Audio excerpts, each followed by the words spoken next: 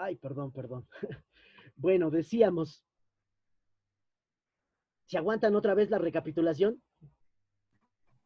Sí, pero no hay problema. Sí. Perdón, mil perdones. La falta de hábito. Decíamos entonces, la Segunda Guerra Mundial trajo como consecuencia tres efectos principales en la región Asia-Pacífico. Ya los mencionamos el lunes, pero simplemente para recapitular, vamos a indicar cuáles fueron.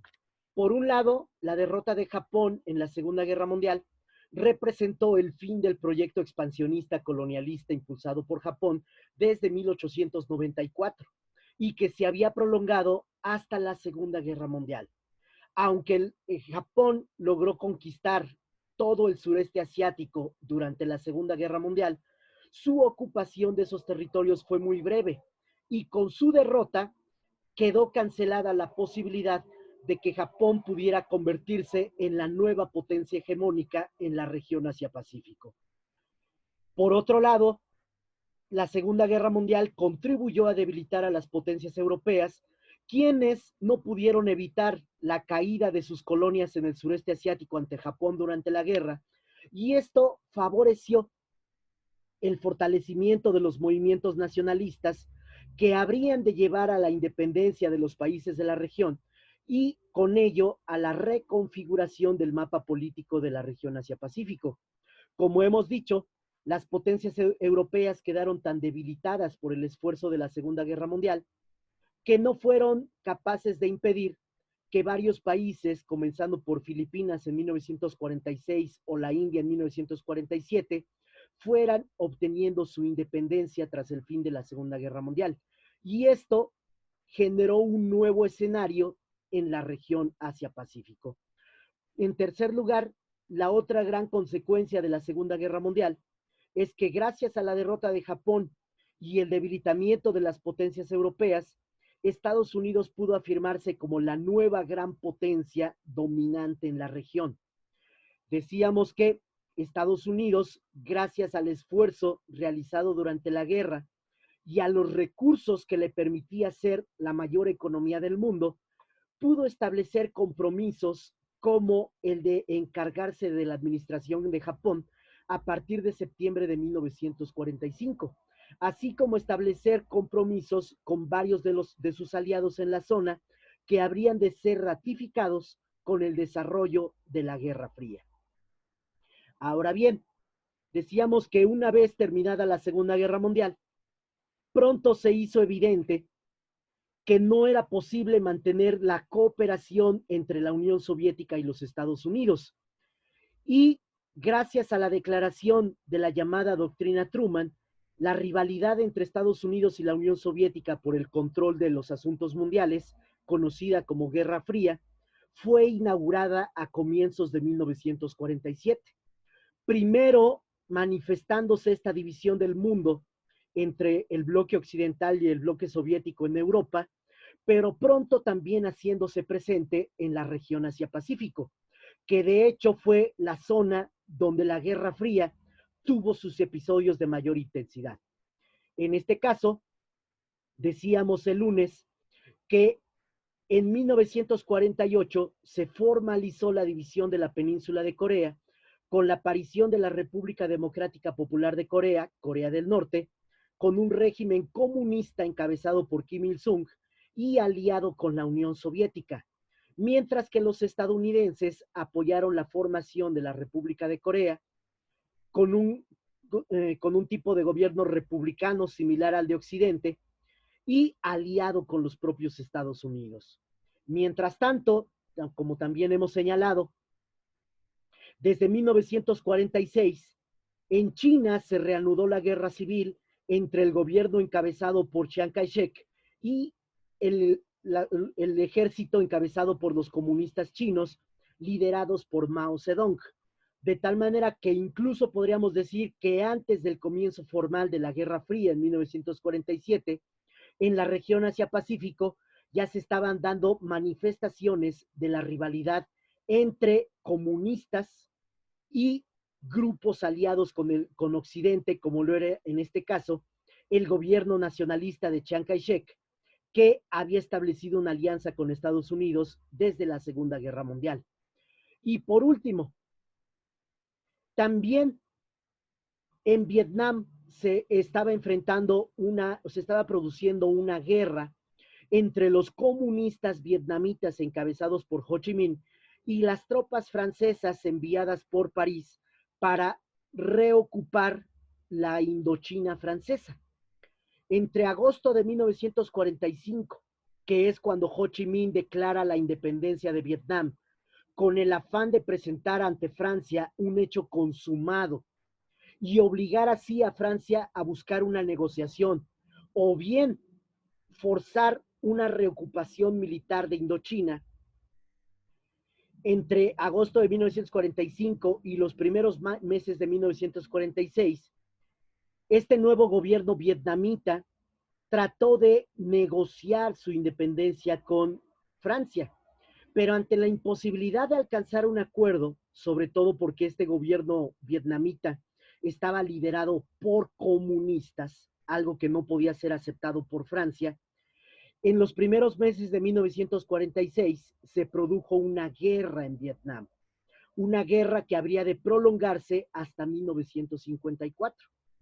Y también hemos señalado que a comienzos de 1948, la Unión Soviética dio indicaciones para que los partidos comunistas en el sureste asiático se levantaran en armas contra las autoridades presentes en cada uno de los territorios de la región. De tal manera que Birmania, país que obtuvo su independencia en 1948, pronto tuvo que lidiar con un problema interno al tener que sofocar la rebelión emprendida por los comunistas birmanos. Esto también se manifestó en Filipinas, donde el Partido Comunista Filipino había creado una guerrilla durante la Segunda Guerra Mundial y ahora la lanzó a la lucha los llamados Hooks o Hukbalahap contra el gobierno independiente de Filipinas. Esto mismo se presentó también en la actual Malasia, donde el Partido Comunista Malayo se lanzó a una lucha contra las autoridades británicas a fin de tratar de obtener el poder y con ello convertir a Malasia en una nación aliada con la Unión Soviética. De esta forma, decíamos, la Guerra Fría comenzó con bastante intensidad en lo que se refiere al escenario en Asia-Pacífico.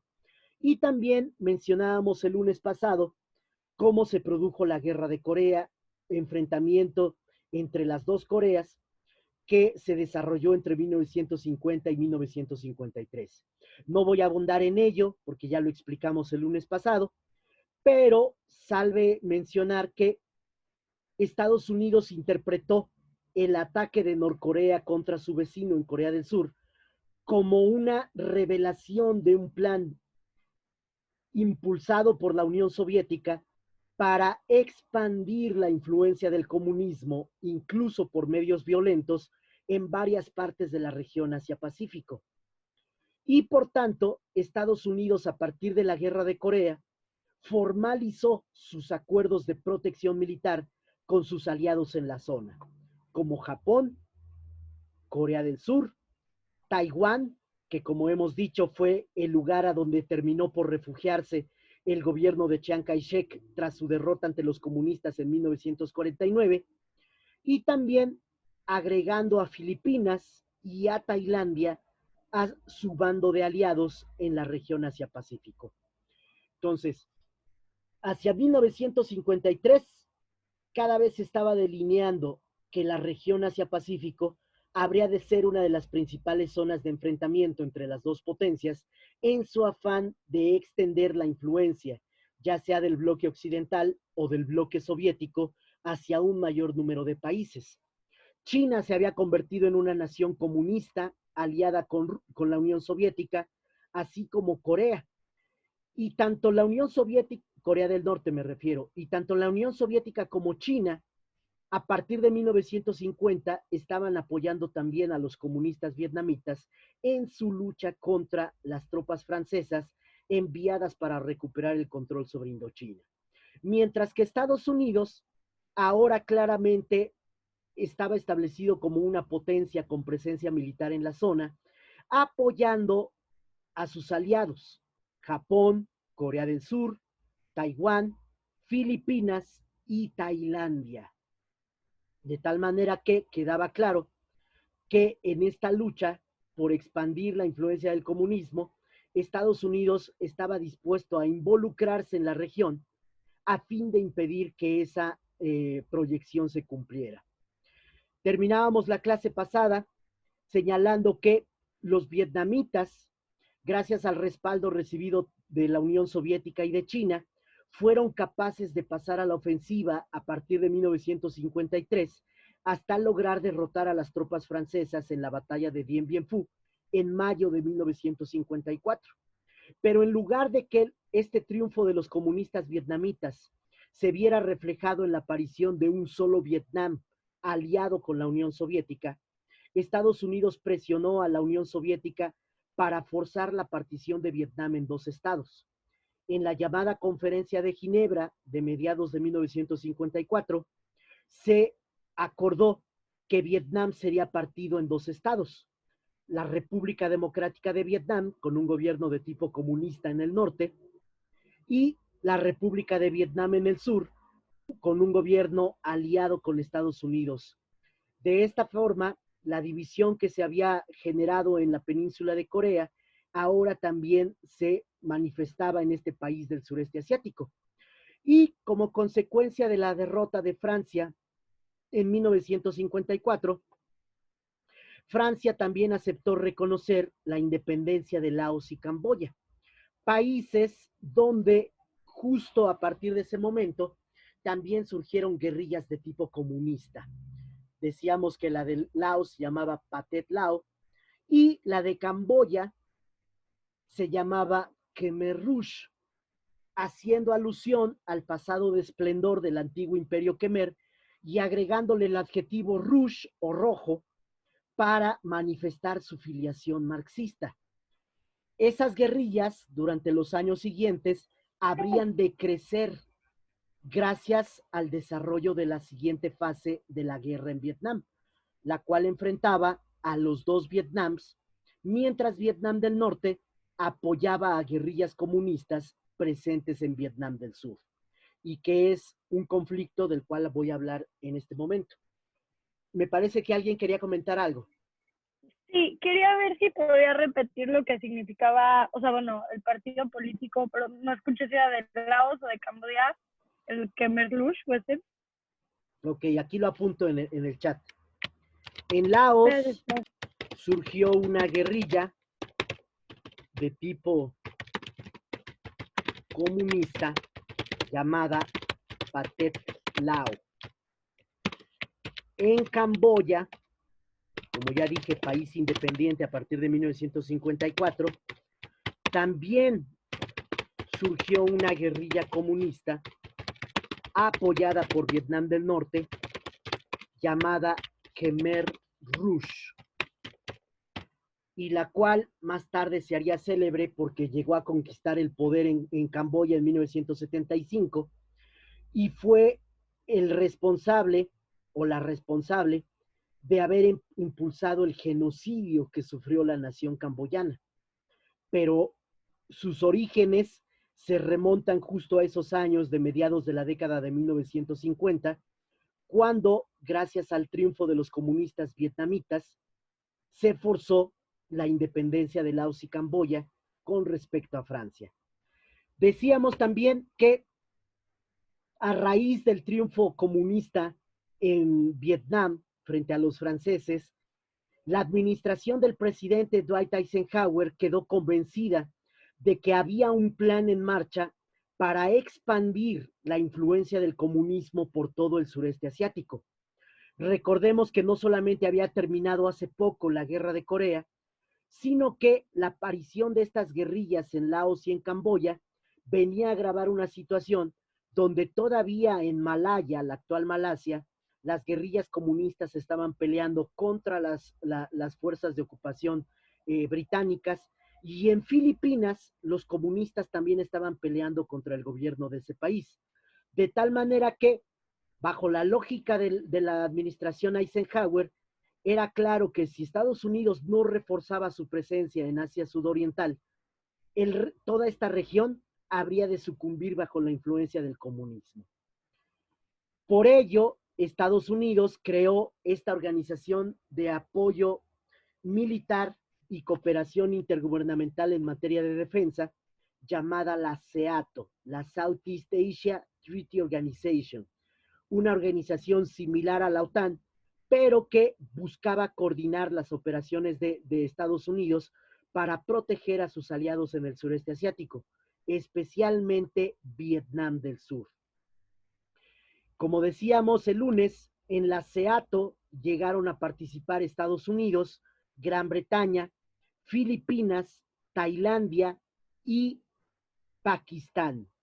Y aunque hoy ya no existe, esa organización habría de tener momentos de relevancia conforme la guerra de Vietnam se fue haciendo cada vez más aguda.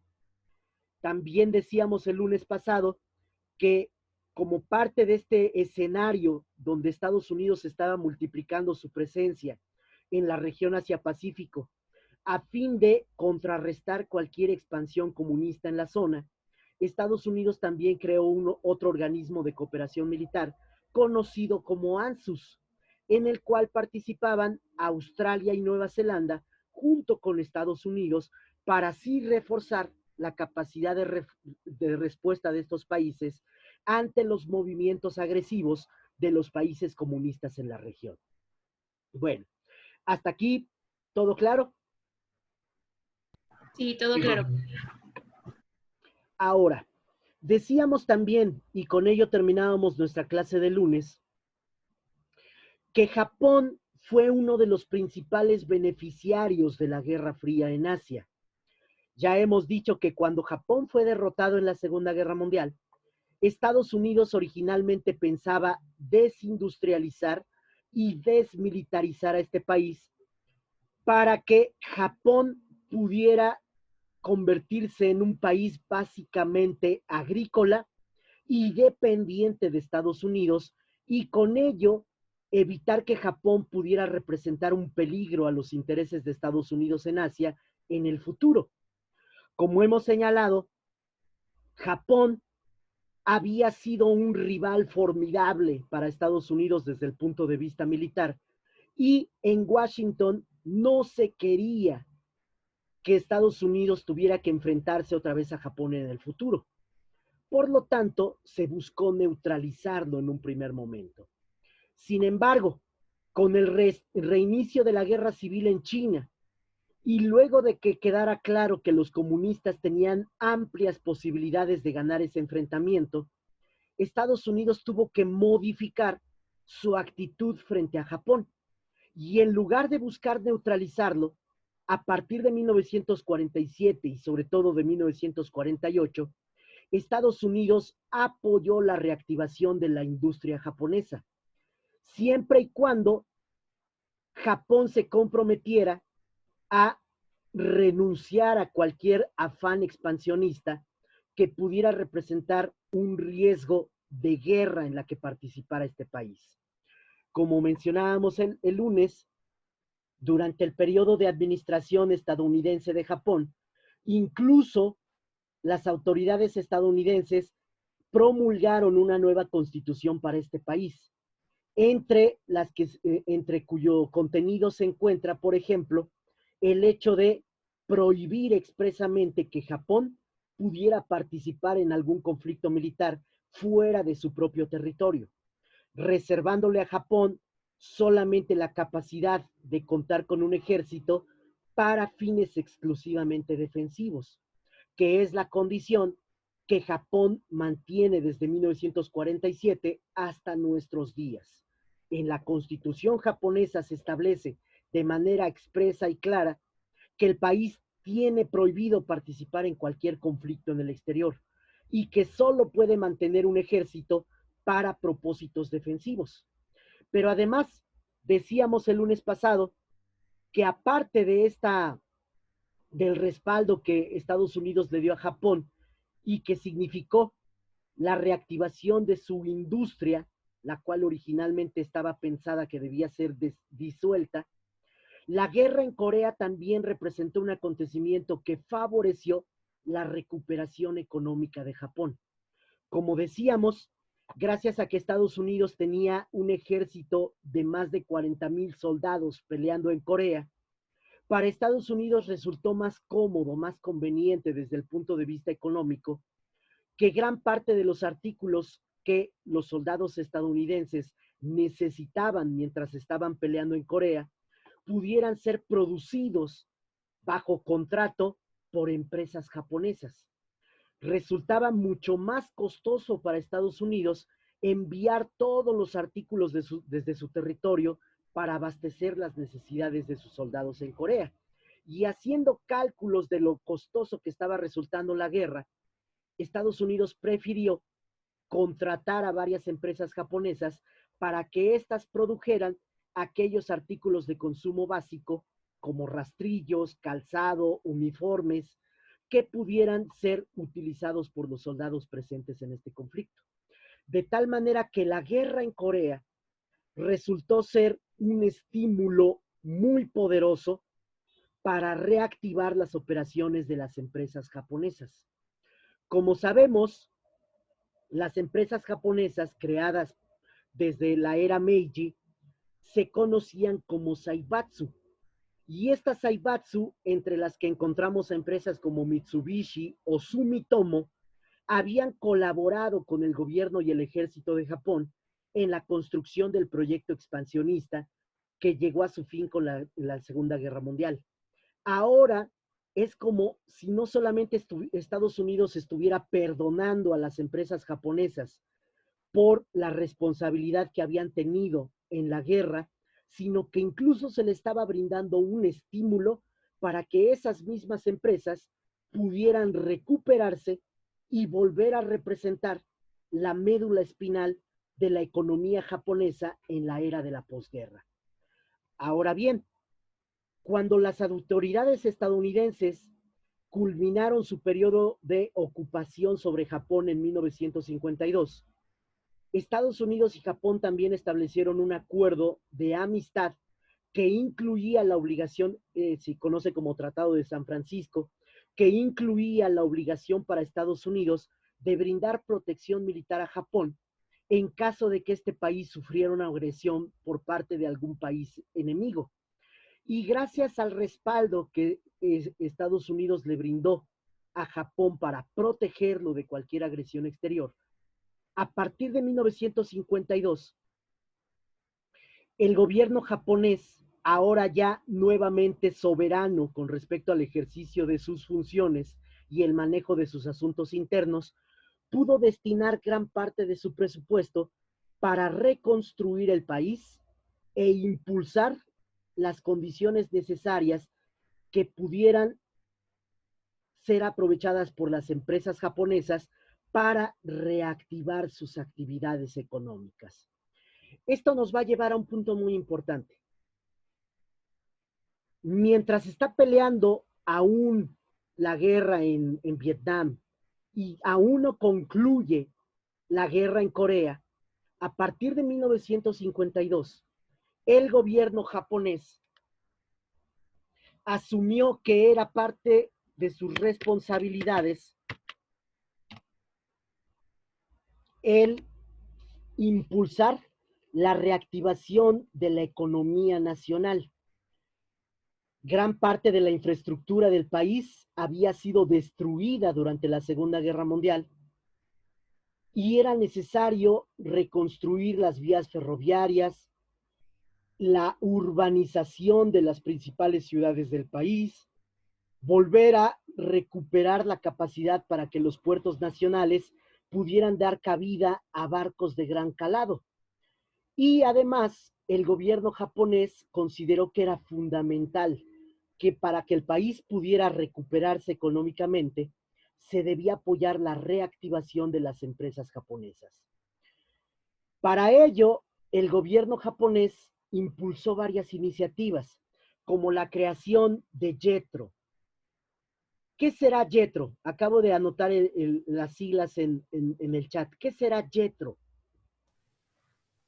Japanese External Trade Organization. JETRO son las siglas de Japanese External Trade Organization. es decir, una organización dependiente del gobierno japonés, cuya única tarea era promover la colocación de los productos japoneses en los mercados exteriores, es decir, promover las exportaciones del país. Algo similar a lo que hacía, por ejemplo, ProMéxico hasta el sexenio pasado. ¿Cuál es la lógica detrás de esta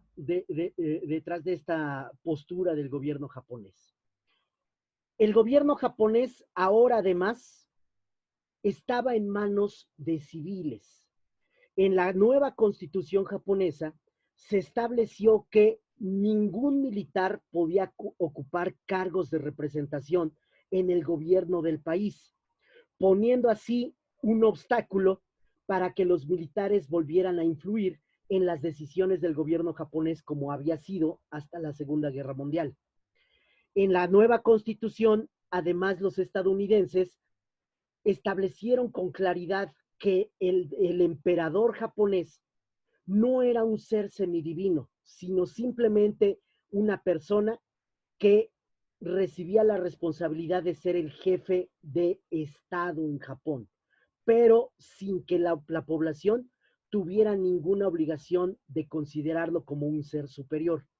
Entonces, en Japón se dio un proceso a partir del periodo de ocupación estadounidense por el cual se reconfiguró el tipo de gobierno que tenía el país. Ya ahora no era indispensable que la población demostrara ser obediente, incluso hasta la muerte, al emperador y al gobierno que lo representaba. Ya no había influencia de los militares japoneses en los asuntos públicos y el gobierno estaba en manos de personas civiles. Entonces, esto marca un cambio en la perspectiva del gobierno japonés con respecto a sus deberes y con respecto a la posición que Japón ocupaba frente al resto del mundo. Y tomando en consideración estos cambios, el nuevo gobierno japonés asume que si Japón va a reconstruir su economía e incluso ocupar un lugar preponderante en los asuntos internacionales, debe limitarse a tratar de ganar una influencia en el terreno económico. Y para ello, el gobierno japonés asume que es indispensable apoyar a las empresas japonesas para que éstas reactiven sus operaciones, den empleo a la población y además permitan al país obtener los ingresos necesarios para poder financiar todo el trabajo de reconstrucción. Para el gobierno japonés es un alivio, una ayuda que no tenga que invertir en gastos de defensa más allá de lo necesario, pues sabe que tiene el respaldo de Estados Unidos en caso de que Japón pueda sufrir una agresión por parte de algún enemigo. Y en lugar de invertir en el mejoramiento del armamento, en la extensión del número de soldados, en la inversión en el desarrollo de nueva tecnología militar, ese dinero el gobierno japonés lo puede invertir en la reconstrucción de la infraestructura nacional y en apoyar la reactivación de las empresas, de las actividades de las empresas japonesas. De tal manera que el gobierno japonés, a partir de 1952, asume un lema como su estrategia de desarrollo nacional. ¿Cuál es ese lema? El gobierno japonés dice a toda la nación japonesa: Japón ahora debe exportar para sobrevivir. Tomen en consideración que esto se realiza justo cuando la guerra en Corea aún se está peleando y las empresas japonesas están recibiendo un estímulo al ser contratadas por el gobierno estadounidense para elaborar distintos productos que los soldados estadounidenses requerían para seguir peleando en Corea. Entonces se da en un contexto muy, muy concreto esta decisión del gobierno japonés de considerar que es la reactivación de la industria la clave para impulsar la recuperación de todo el país. ¿Hasta aquí esto queda claro? Sí, profe. Ahora bien, en este caso, como sabemos, la economía del mundo, tras haber sufrido un estancamiento al final de la Segunda Guerra Mundial, por todo el esfuerzo que habían realizado los países participantes en el conflicto, ya en la década de 1950, la economía internacional está registrando tasas de crecimiento sostenido. Es lo que en historia se conoce como los felices 20. De 1950 hasta comienzos de la década de 1970, la economía del mundo y en particular la economía de los países capitalistas registra una tasa de crecimiento sostenida. Entonces, también debemos tomar en consideración este contexto internacional para comprender la lógica del gobierno japonés. El gobierno japonés considera que es indispensable promover la reactivación de las empresas para que éstas se constituyan en el eje de la recuperación económica del país. E identifica el gobierno japonés que hay condiciones favorables en el mundo para poder recibir productos elaborados por las empresas japonesas. ¿Cómo va a funcionar en la práctica este modelo? Esto es el origen de lo que se conoce como el modelo de desarrollo japonés, que como vamos a ver, tiene un gran impacto en toda la región Asia-Pacífico. El gobierno japonés favorece la creación de empresas privadas cuya tarea sea elaborar productos de bajo precio, aunque sean de baja calidad también, que sean susceptibles de ser exportados, para que así, con el dinero obtenido por la venta de estos productos, las empresas japonesas pudieran no solamente expandir sus operaciones, sino también invertir en el mejoramiento de sus estándares de calidad. En pocas palabras, se trata de impulsar la aparición de empresas como Sony que puedan ofrecer al mercado internacional productos atractivos y accesibles por su precio, como los radios de transistores. Hoy no creo que alguno de ustedes tenga un radio de transistores porque prácticamente con nuestro celular podemos sintonizar transmisiones de radio o incluso descargar transmisiones de televisión. Pero en los años 50 era muy común que en los países desarrollados como Estados Unidos o algunos países de Europa se consumieran radios portátiles para que la gente pudiera estar al tanto de diferentes acontecimientos. Incluso algunos que podríamos llamar tan triviales como el hecho de que los aficionados al béisbol en Estados Unidos pudieran asistir a los estadios y al mismo tiempo estar sintonizando la transmisión del partido que estaban viendo en persona para tener más claro cuál era el desarrollo de los acontecimientos dentro de ese partido de béisbol. ¿Me explico? Sí. Sony, por ejemplo, ingresa al mercado vendiendo ese tipo de aparatos.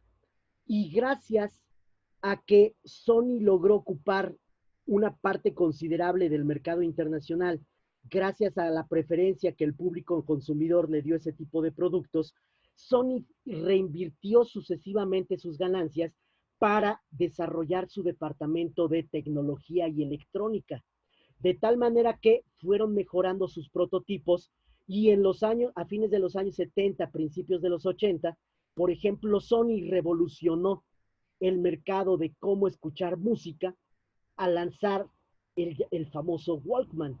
Quizás alguno de ustedes tuvo un Walkman en su poder, que saben que después que fue el predecesor de lo que después se conoció como el Discman.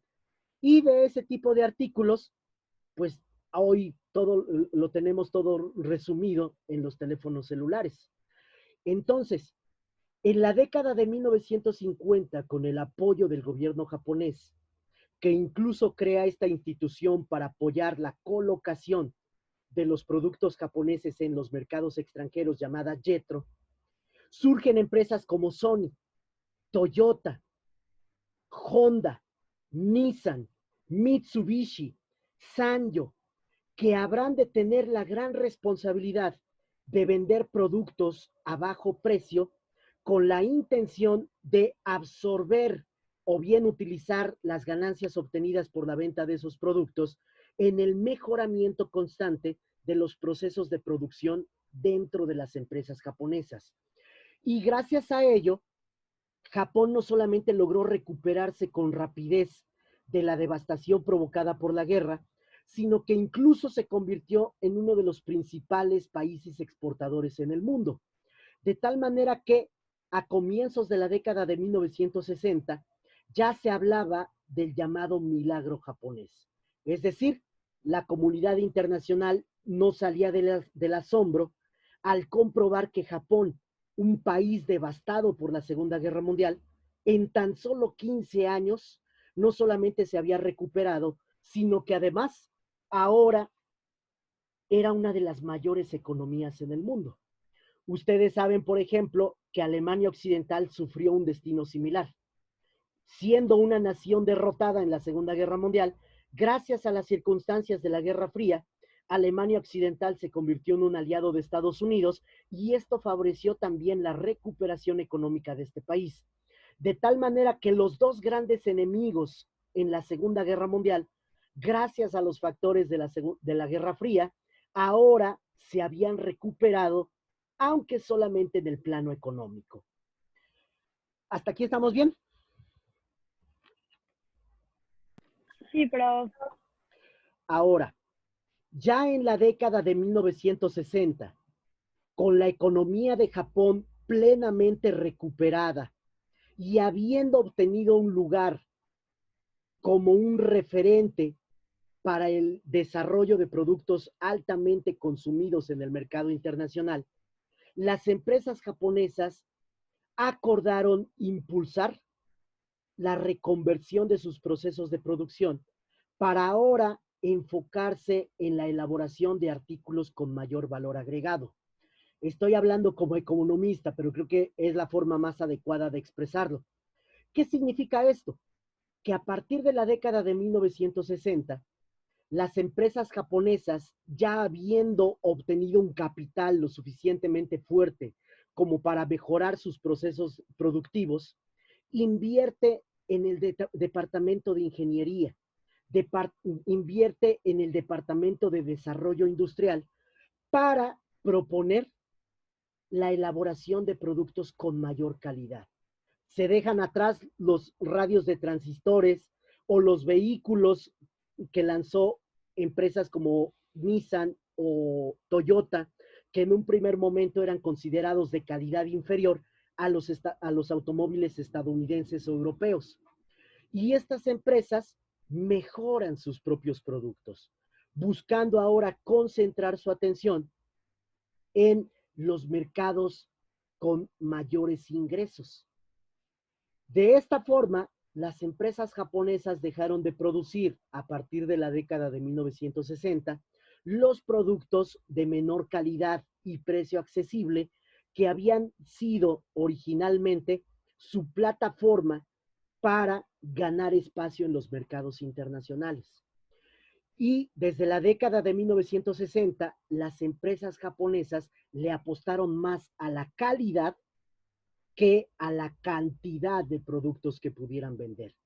Gracias a ello, poco a poco empresas como Toyota o Honda se convirtieron en referente de perfección en la producción de automóviles, mientras que empresas como Mitsubishi, Hitachi o Sony cada vez se fueron convirtiendo en referentes de productos de consumo personal que tenían una gran calidad.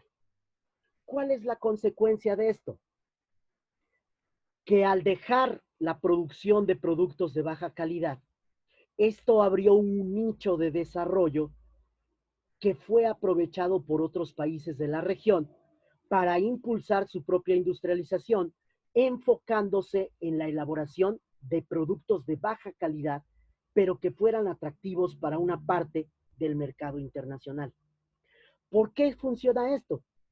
Porque nos guste o no nos guste, en el mundo entero hay países que no tienen la capacidad de adquirir productos de gran calidad y por lo tanto prácticamente siempre hay oportunidad para que el mercado pueda absorber productos de baja calidad cuyo precio los hace accesibles a ese sector de la población que no puede pagar por productos muy caros. ¿Me explico? Sí, y esto puede ser, por ejemplo, replicado como lo que hizo no me acuerdo quién, ahorita quién sucedió a Mao Zedong, pero el que se empezó a abrir Estados Unidos replicó esto, ¿no? Productos de baja calidad en China. Exactamente, exactamente. China, pero eso fue ya en la década de 1980, identificó con claridad que había una oportunidad para producir artículos de baja calidad, pero precio accesible. Y gracias a ello, China, aún teniendo un régimen comunista, replicó este mismo modelo de desarrollo japonés para buscar obtener ingresos gracias a la venta de esos productos que a final de cuentas no dejan de ser demandados en el mercado internacional. Pero nos estamos adelantando un poquito. Tu observación es bastante oportuna, Cristos, pero antes debemos ver cómo esto se fue difundiendo en el resto de la región Asia-Pacífico. ¿Sí? Sí. Ok, decíamos entonces, cuando las empresas japonesas dejan de producir artículos de baja calidad y precio accesible para concentrarse en el mejoramiento de la calidad de sus productos, esto abrió la oportunidad para que otros países de la región impulsaran su propia industrialización, concentrándose en la formación de empresas cuya tarea original fuera sustituir a Japón en la producción de elementos de productos de baja calidad, pero precio accesible. ¿Quiénes son los países que se suman a esta nueva oportunidad? Son Corea del Sur, Taiwán, Hong Kong, que en aquel entonces aún era colonia británica, y Singapur. Singapur accede a la independencia en 1957 junto con Malasia. Y a Singapur se le invitó a participar en lo que se llamó Malasia como tal, lo cual fue aceptado por el gobierno de Singapur, pero solamente durante 2 años, de 1963 a 1965, Singapur formó parte de Malasia. Pero después, en 1965, Singapur decidió abandonar Malasia para constituirse como un país independiente, contando con sus propios recursos. Entonces, en esta coyuntura que se produce en los años 60, Corea del Sur, Taiwán, Hong Kong y Singapur asumen la tarea de impulsar su industrialización, creando empresas cuya tarea fuera producir artículos de baja calidad, pero precio accesible, a fin de abastecer las demandas de una parte del mercado internacional que solo tenía posibilidades de adquirir ese tipo de productos. A ustedes no les tocó, pero si hacen un esfuerzo por recordar, podrán rememorar que la mayor parte de sus juguetes tenían la leyenda Made in China, o bien algunos podrían decir Made in Malaysia, Made in Thailand, Made in Indonesia. Eso ya representa una tercera generación de esta oleada de difusión del modelo de desarrollo japonés. A mí todavía me tocaron cochecitos de fierro, por ejemplo, como los Hot Wheels, aunque en mi tiempo no se llamaban Hot Wheels, que decían Made in Taiwan, Made in Hong Kong, Made in South Korea.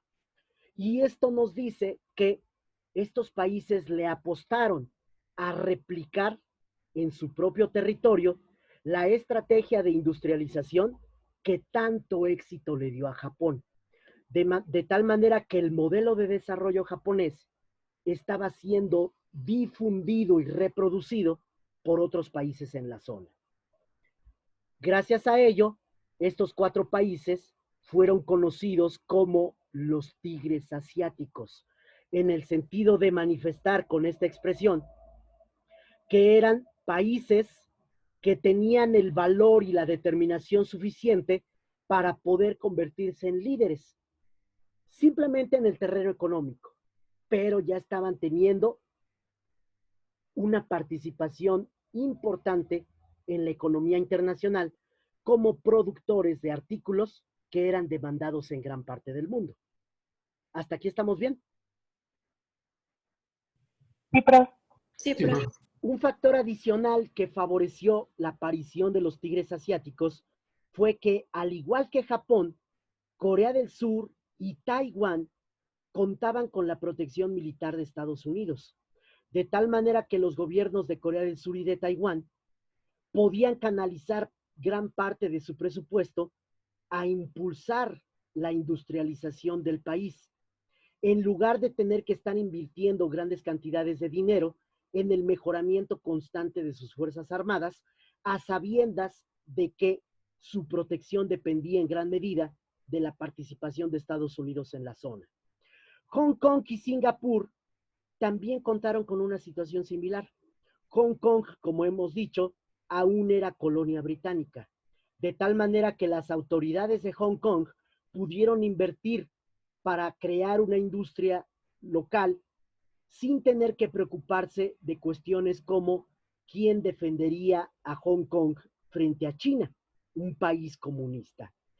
Y Singapur, hasta antes de convertirse en una nación independiente, también contó con el respaldo británico, que se prolongó hasta 1957, pero esto dio oportunidad a que cuando Singapur accede a la independencia, sepa que, de entrada, está lejos de los principales puntos de donde se estaba desarrollando la Guerra Fría en Asia, y por ello puede confiar en dedicar parte de su presupuesto al mejoramiento de su economía sin tener que invertir grandes cantidades de dinero en su protección frente a una agresión exterior.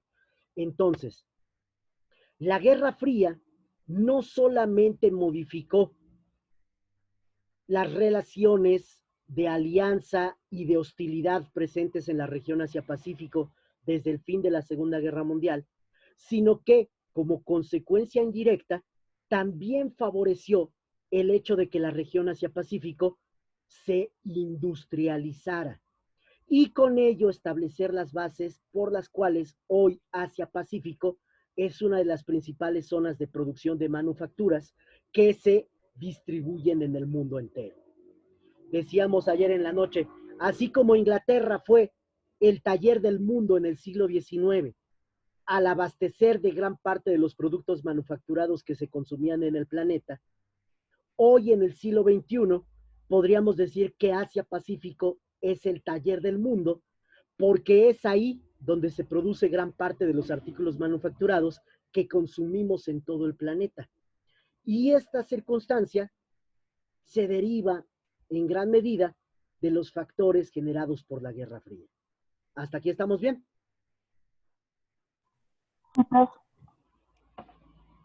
Como pueden comprender, este es un tema de gran relevancia, no solamente desde el punto de vista histórico, sino que afecta a la realidad de la economía internacional en este siglo XXI.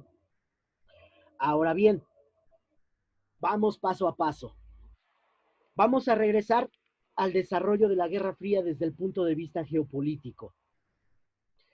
Como decíamos, el nuevo escenario de enfrentamiento de mayor intensidad en la Guerra Fría en Asia, desde 1954 fue Vietnam.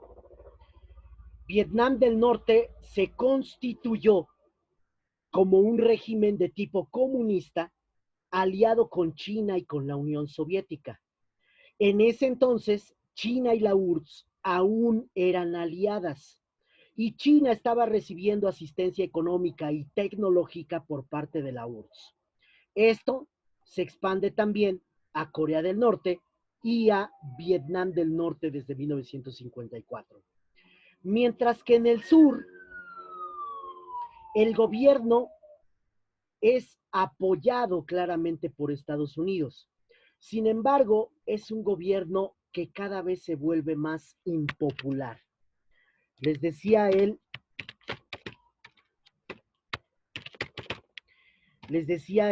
lunes pasado que Estados Unidos confió la dirección del gobierno survietnamita a un personaje llamado Ngo Dinh Diem,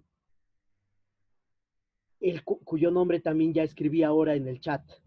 Este Ngo Dinh Diem era un personaje muy peculiar y muchas veces se ha cuestionado por qué Estados Unidos lo seleccionó a él precisamente para encabezar el régimen survietnamita. ¿Por qué?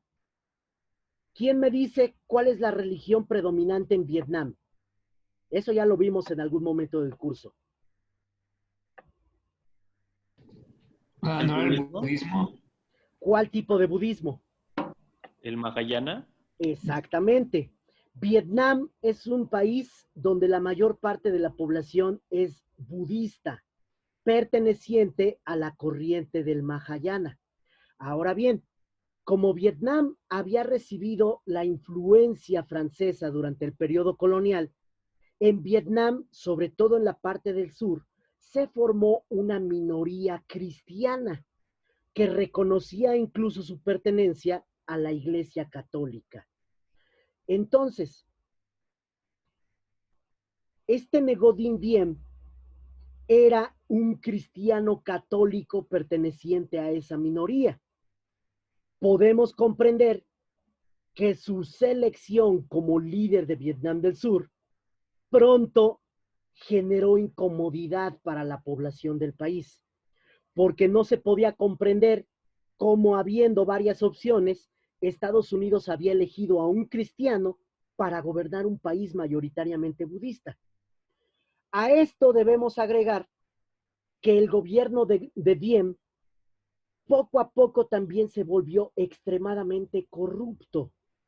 Y además, Ngo Dinh Diem dio preferencia a sus familiares para ocupar cargos importantes en su gobierno, de tal manera que la población de Vietnam del Sur pronto desarrolló una antipatía hacia el gobierno de Diem, no solamente por ser un gobierno encabezado por un cristiano, sino porque además la población no veía ningún beneficio práctico, mientras los integrantes del gobierno se daban una vida de grandes lujos que además se exhibían con bastante impunidad.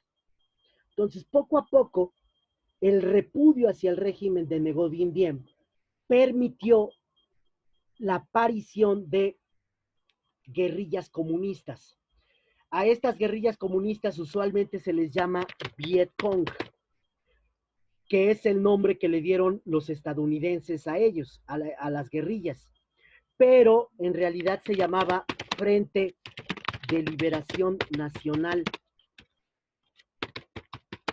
de Vietnam. Obviamente resultaba más fácil decirles Viet Cong que Frente de Liberación Nacional de Vietnam o FLNV. ¿Qué son estas guerrillas? Las guerrillas comunistas son apoyadas por el gobierno de Vietnam del Norte en su afán de provocar una guerra civil en Vietnam del Sur que contribuyera al derrocamiento del gobierno survietnamita. De tal manera que, en particular a partir de 1958, el gobierno de Vietnam del Norte envía ayuda militar y financiera para que estas guerrillas puedan aprovechar la impopularidad del gobierno survietnamita y con ello tratar de ganarse el respaldo de la población a fin de impulsar una guerra, un levantamiento armado contra las autoridades encabezadas por Ngo Dinh Diem. ¿Esto queda claro? Sí. Ya hemos dicho que la primera fase del enfrentamiento, donde pelean vietnamitas contra franceses, que va de 1946 a 1954, es llamada Guerra de Indochina. La segunda fase de este enfrentamiento, donde pelean los dos Vietnams, se llama Guerra de Vietnam. Y de hecho, comenzó, usualmente se dice que es del 1954 a 1975, pero en realidad la guerra como tal comenzó en 1958, porque durante los 4 años que siguieron a 1954, el gobierno de Vietnam del Norte se concentró sobre todo en reactivar la economía del país, y reconstruir aquellas poblaciones que habían sufrido los efectos de la guerra contra los franceses. Pero a partir de 1958, el gobierno de Vietnam del Norte, encabezado por Ho Chi Minh, identifica que cada vez es más impopular el gobierno de Vietnam del Sur y por ello decide enviar ayuda a las guerrillas comunistas que operaban en Vietnam del Sur. Para hacerlo, podemos entender que no podían enviar la ayuda directamente por la frontera entre los dos Vietnams o por mar, porque esto sería percibido como un acto de provocación e incluso de agresión por parte de las autoridades survietnamitas. Para resolver esta situación, el gobierno de Vietnam del Norte construyó una red de caminos que atravesaban selvas y montañas, pero a lo largo de territorio de Laos, que incluso llegaba atravesaba parte del territorio de Camboya. A esta red de caminos creada por el gobierno de Vietnam del Norte para enviar la ayuda militar a las guerrillas que había en Vietnam del Sur, se le conoció como Sendero de Ho Chi Minh. Y Estados Unidos cada vez encontró en la existencia de esta ruta de abastecimiento un motivo para involucrarse en el conflicto. Entonces, desde Vietnam del Norte se enviaba ayuda como morteros, rifles, municiones, transportes militares y todo aquello que fuera necesario para sostener la lucha de las guerrillas en Vietnam del Sur. Pero se enviaba desde territorio laosiano y camboyano. ¿Esto queda claro? Sí, bro. Sí. A comienzos de la década de 1960, la situación del gobierno survietnamita encabezado por Ngo Dinh Diem se hizo cada vez más precaria, mientras su ejército encontraba dificultades para acabar con las guerrillas que estaban presentes en el país. De 1954 a 1964, Estados Unidos se limitó a apoyar enviando ayuda económica y asesores militares que capacitaran al ejército survietnamita.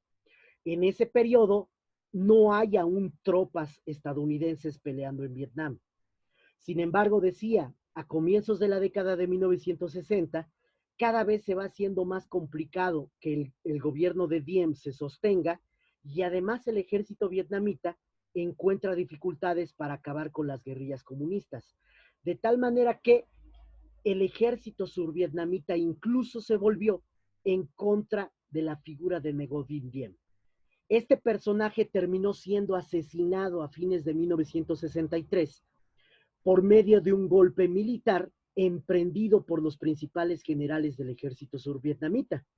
Y desde fines de 1963 hasta su caída en 1975, Survietnam dejó de ser una república para convertirse en una dictadura militar.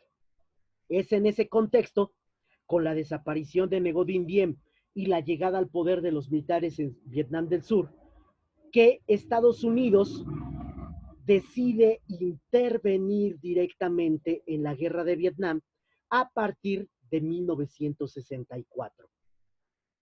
Repito, Ngo Dinh Diem fue asesinado por los militares survietnamitas a fines de 1963, lo cual produjo una serie de protestas al interior de Vietnam del Sur que hicieron cada vez más endeble, más frágil la posición del gobierno y del ejército de Vietnam del Sur ante la insurrección protagonizada por las guerrillas comunistas.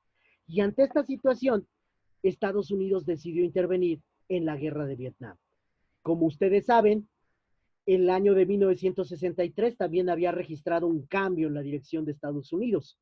Otro presidente fue asesinado, en este caso John F. Kennedy, y en su lugar, el vicepresidente Lyndon B. Johnson asumió las riendas de la presidencia en Estados Unidos.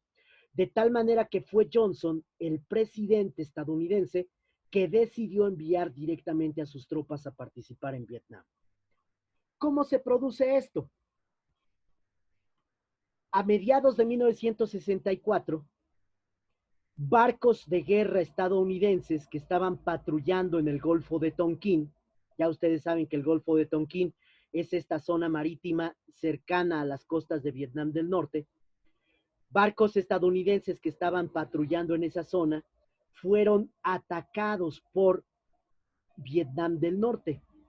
Y existe una gran polémica al respecto, porque hay quien señala que fue una maniobra para infligirse un autoataque y con ello tener un pretexto lo suficientemente fuerte como para que Estados Unidos declarara la guerra tanto a Vietnam del Norte y se involucrara en la lucha contra las guerrillas comunistas en Vietnam del Sur.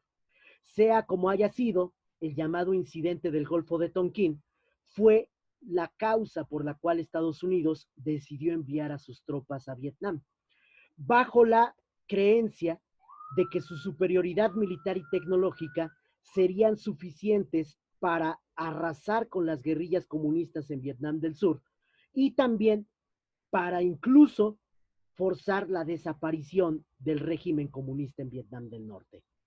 Sin embargo, como ustedes saben, la guerra de Vietnam en realidad se convirtió en un atolladero para las tropas estadounidenses. De entrada no era una guerra que contara con la simpatía popular en Estados Unidos.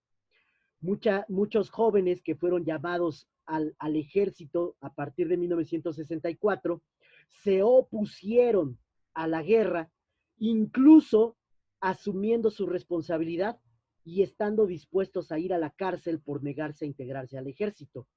Otros escaparon a Canadá o incluso algunos con conexiones políticas, como el quien sería después presidente George Bush, lograron evitar el reclutamiento cumpliendo tareas dentro de Estados Unidos.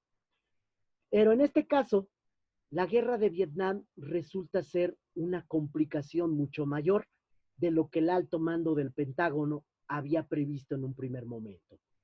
¿Por qué? Desde el punto de vista militar, el ejército estadounidense no estaba preparado para combatir en las condiciones que representaba desde el punto de vista geográfico y climatológico el involucrarse en una guerra en la selva. Vietnam, al ser parte del sureste asiático, es un país donde hay una gran abundancia de lluvia. Suelen decir, por ejemplo, los indonesios, ustedes presumen de tener 4 estaciones al año. Nosotros solo tenemos 2, la de lluvia y la de muchísima lluvia. Algo similar pasa en Vietnam. Entonces, para los soldados estadounidenses, resultaba muy complicado adaptarse a las circunstancias donde se estaba produciendo el conflicto, porque o bien la visibilidad de pronto se les hacía casi nula cuando comenzaba a llover, o estaban expuestos a contraer enfermedades tropicales como la malaria, o bien a sufrir ataques, por decirlo de alguna forma, por parte de la fauna local. Y si no eran las hormigas las que empezaban a subir por el cuerpo de los soldados estadounidenses, era también muy alta la probabilidad de encontrarse con una serpiente o incluso con alguna especie mayor que representara un riesgo para su integridad personal. A esto debemos agregar que las guerrillas de Vietnam del Sur utilizaban una estrategia de lucha de guerrillas, válgase la redundancia. Como decíamos la clase pasada, las guerrillas suelen evitar un enfrentamiento directo con un ejército profesional, porque saben que el ejército profesional cuenta con mejor armamento y conocimiento de las tácticas de combate, por lo cual un enfrentamiento directo entre ambos grupos prácticamente representaría la aniquilación para las guerrillas. En función de esta perspectiva, las guerrillas suelen optar por la realización de emboscadas y ataques sorpresa. Entonces podemos comprender cómo para los soldados estadounidenses que estaban peleando en Vietnam, la guerra era bastante incómoda, porque no solamente tenían que lidiar con los factores naturales como la lluvia, el lodo, la posibilidad de contraer una enfermedad o la fauna local, sino que además vivían en estado de tensión permanente porque sabían que en cualquier momento podían sufrir una emboscada. Y esto debilitaba no solamente la capacidad de operación del ejército estadounidense en Vietnam, sino que además fue agregando un elemento de tensión que hizo que muchos soldados estadounidenses tuvieran poca efectividad al momento de participar en batallas contra las tropas del Frente de Liberación Nacional de Vietnam. ¿Esto queda claro? Sí, profe. Sí, profe. Si tienen interés por conocer de manera mucho más clara cuáles eran las circunstancias en las que peleaban los soldados estadounidenses en Vietnam, les recomiendo que vean dos películas. Una que se llama Pelotón y otra que se llama Apocalipsis Now. Les recomiendo primero ver Pelotón porque Apocalipsis Now es bastante cruda, pero ambas reflejan con mucha claridad el estrés al que estuvieron expuestos los soldados estadounidenses que participaban en Vietnam. Ahora, a partir de 1964, Estados Unidos asume que es su responsabilidad financiar una guerra que se está saliendo de control. En el transcurso de los años siguientes, el gobierno de Johnson autorizó el reclutamiento masivo de ciudadanos estadounidenses, especialmente jóvenes que habían apenas conseguido la mayoría de edad, para integrarlos a las filas del ejército.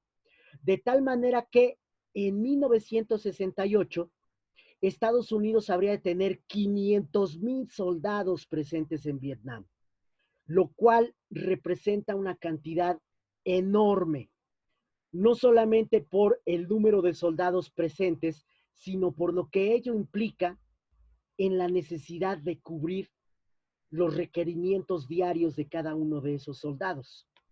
Estos soldados deben ser alimentados, de preferencia 3 veces al día. Y aunque la comida de los soldados suele ser muy frugal, muy poco abundante, diríamos, a final de cuentas, el ejército estadounidense tenía que comprar alimentos de manera masiva y pagar por los servicios de cocineros para poder transformarlos en las raciones que eran abastecidas para cada soldado presente en el conflicto.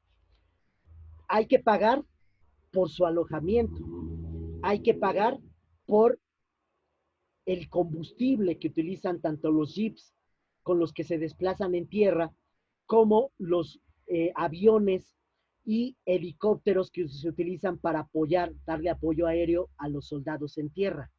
Hay que pagar por el armamento. Cada emboscada implicaba utilizar cientos, si no miles de municiones. Y por lo tanto, había que mantener de manera constante el abastecimiento de armas y municiones para cada soldado presente en Vietnam. Y a ello agréguenle que también hay que proporcionar ciertos elementos que ayudarían a reducir el nivel de estrés de los soldados cuando estos estuvieran en periodo de descanso, como brindarles la oportunidad para disfrutar de algún espectáculo recreativo, el tener la oportunidad de mantener un servicio postal que permitiera a los soldados estadounidenses recibir o enviar cartas desde Vietnam a Estados Unidos, y hasta espectáculos como el llevar grupos o solistas para que realizaran interpretaciones artísticas frente a ellos.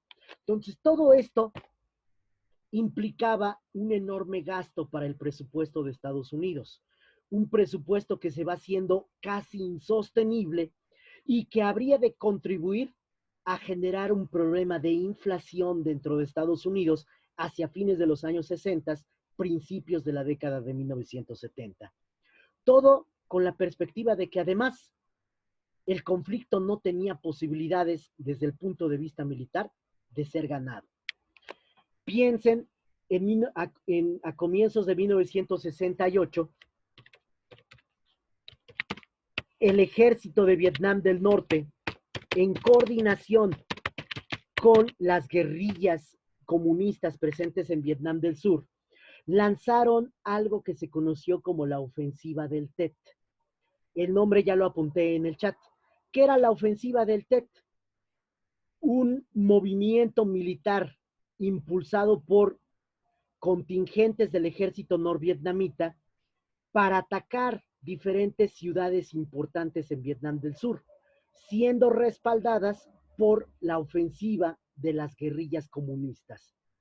Entonces, aprovechando una festividad religiosa donde la gente estaba, digamos, tranquila en Vietnam del Sur y las autoridades tampoco se esperaban un ataque de esta naturaleza, de pronto empezaron a salir de la selva y de las aldeas presentes en Vietnam del Sur contingentes de tropas que atacaban a los elementos estadounidenses y a las tropas de Vietnam del Sur.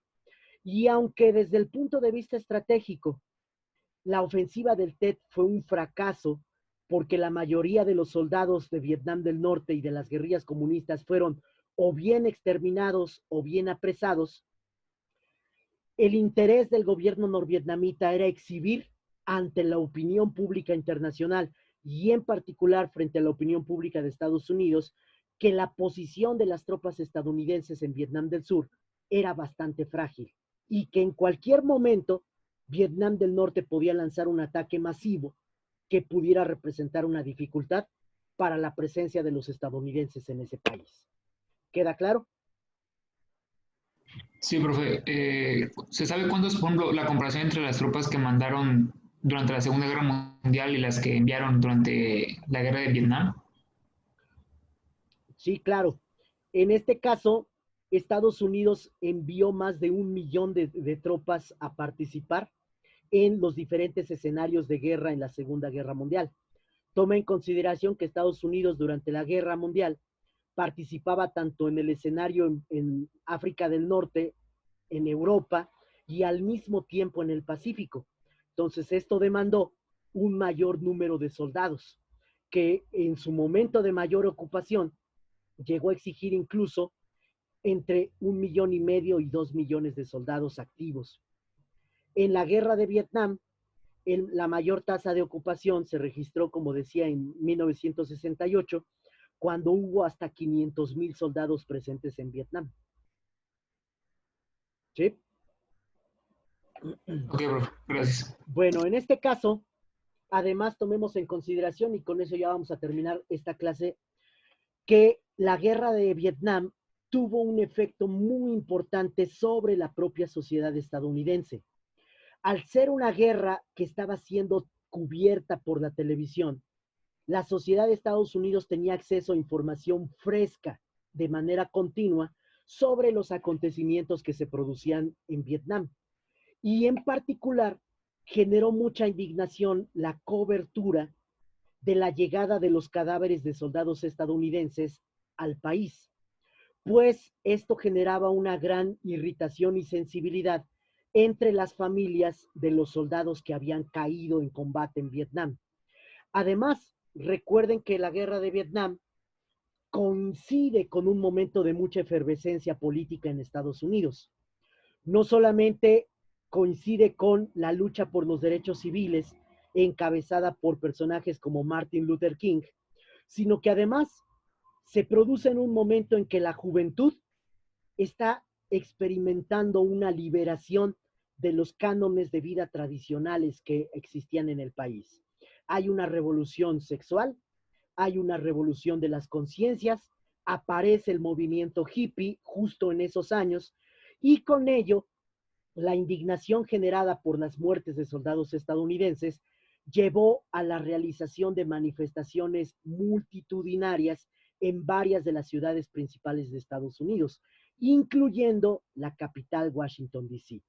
De tal manera que la guerra de Vietnam no solamente estaba siendo demasiado costosa para las finanzas del gobierno estadounidense, sino que además poco a poco amenazaba con convertirse con una causa para polarizar a la sociedad estadounidense entre los que estaban de acuerdo en mantener al país en el conflicto y todos aquellos que se oponían a que los soldados estadounidenses siguieran combatiendo en un lugar tan distante como Vietnam.